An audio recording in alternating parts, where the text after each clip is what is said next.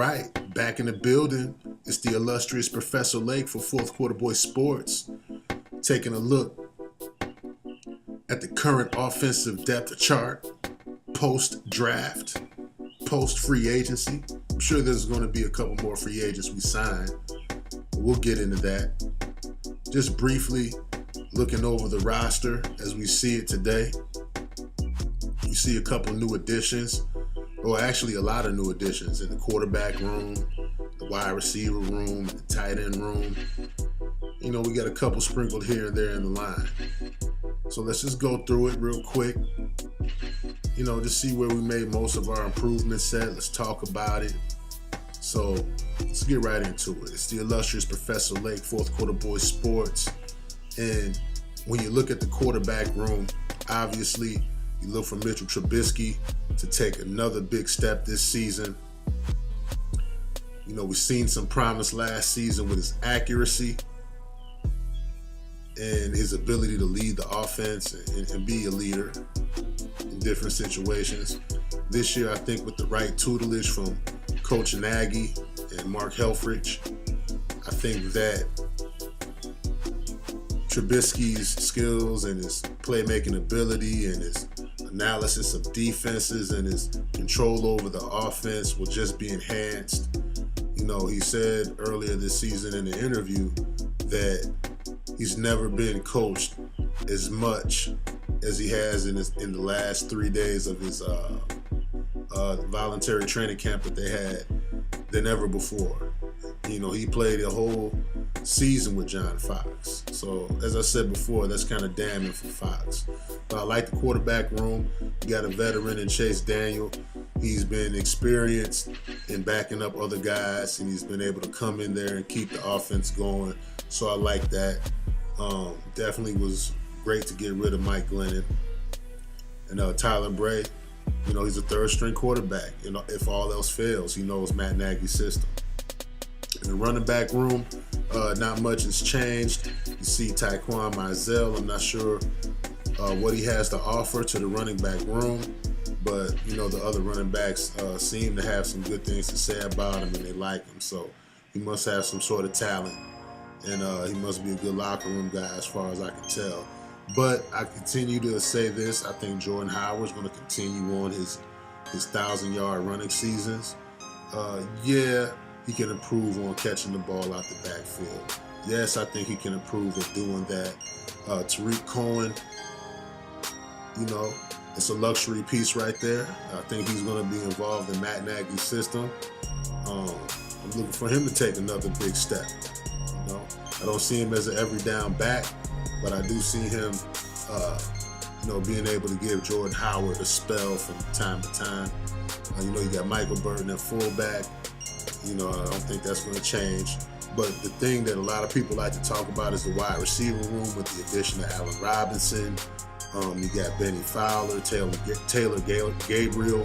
And then we also drafted Javon Wims and Anthony Miller.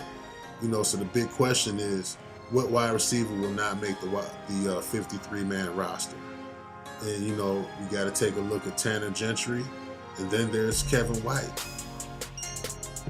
You know, I just got a feeling that Benny Fowler is, you know, a little bit better than Kevin White is right now. And I got a feeling that Josh Bellamy is useful on special teams, and they're intrigued by his speed and his ability to run with the ball in his hands. He is a playmaker in my eyes. You know, I just think he can't catch that well. You know, Javon Wims, 7th-round pick, you know, I think that was a real steal. You know, I don't think he should have fell that far down in the draft, but he did. And fortunately, the Bears capitalized. So, you know, that also makes it difficult for Kevin White, because I think Javon Wims may be a better route runner. You know, he's a younger guy. You know, a lot of times people are more willing to invest in the younger guys than somebody who's had time to develop and chance after chance to perform, and they haven't. So loyalty only goes so far with Kevin White. It's definitely somebody, along with Tanner Gentry, that are on the bubble in my eyes. When you look at the offensive, let's talk about the tight end room. You got Trey Burton as a new addition, Adam Shaheen in the second season, Deion Sims, and Daniel Brown. All of these guys have different levels of abilities, whether it's run blocking or receiving. But I think it's a good group. I think they're versatile. I think you'll see Deion Sims a lot more in running situations with Adam Shaheen. But at the same time, you got to keep the defense honest. So I think Trey Burton's also going to be there from time to time in the running game. So, I'm not sure if he's a great blocker, but I definitely know that he'll be a threat on the field if he's there. And it always keep the linebackers honest about, staying in the box and not respecting Burton's receiving ability. So that's just a thought. Again, I hope Adam Shaheen takes another step. Coming from Division III football, and not really having a football background in general, stepping right into the NFL, he didn't really do that bad. I think he was really getting used to speed and the intensity of an NFL football game.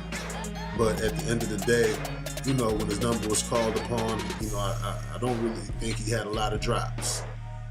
So I like what I see out of Shaheen in his first season. I want him to build upon that in the second season and, solidify himself as a starting tight end alongside of Trey Burton in certain formations. So in the offensive line, a lot of guys wanted to get Mike McGlinchey. A lot of guys wanted to get Will Hernandez and what's the other guy's name? Quentin Nelson. But we got a good guy out of Iowa, James Daniels. He's definitely going to help us out. He's versatile. And I think at some point we'll be able to kick Cody Whitehair back out to left guard. I think that's the ultimate plan. I just think at this time we have to rely on Cody to call out protections and call out the mic before plays. I think they would like to make sure that James Daniels is comfortable with doing that as a rookie.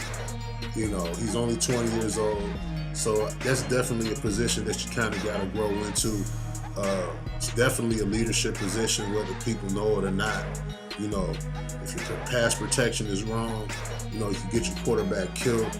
It really hurts the passing game. So we'll see what happens. James Daniels also could play guard as well, and he's very athletic. I think he's the type of guy and you could definitely get out there in space and get to the second level to put on some linebackers and safeties downfield. He's not one of these guys that get downfield and don't know where he's at and, can't line himself up with a defender. So that's what I like about him. I also like Eric Kush as a backup guard. But one of the areas that I really thought we were thin at was the tackle spot. And, in one of the scenarios I talked about trading down and getting McGlinchey, but as you can see, that wouldn't have worked because he got drafted right there at pick number 9. But with all of that in mind, I still see us being pretty thin at the tackle spot. If you take a look at it, you see we got Bobby Massey and Charles Leno Jr., but behind them we have Earl Watford, somebody who played guard at his previous team, and Brandon Green.